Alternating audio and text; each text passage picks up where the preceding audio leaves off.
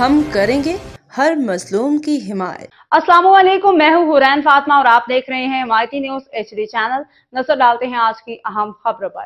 مرکزی اجتماع نماز عید الاضحیٰ علامہ شاہ احمد نورانی عیدگاہ لیبر اسکوائر لانڈھی کراچی میں شاندار انعقاد۔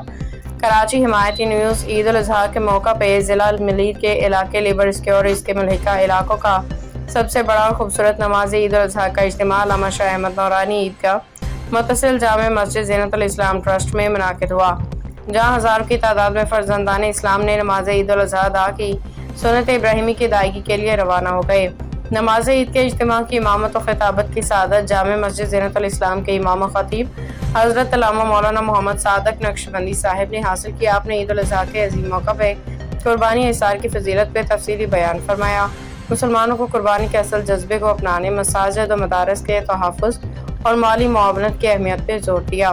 نماز عید کے بعد خصوصی دعا کی گئی، جس میں ملک پاکستان کی سلامتی، خوشحالی اور شام و غزہ فلسطین کے مظلوم مسلمانوں کے لیے بھی دعائیں کی گئی۔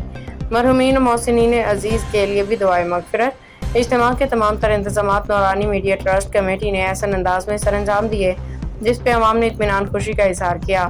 یاد رہے کہ آج عید الاضحیٰ کا چھٹا روز گزر چکا ہے، تاہم سنت ابراہیمی کی ادائیگی کے جذبے کے ساتھ نمازیوں کی بڑی تعداد اس روحانی اجتماع میں شریک ہوئی اور پرامن ماحول میں نماز ادا کی۔ احمد دین حمایتی کی رپورٹ، روزنامہ حمایتی نیوز۔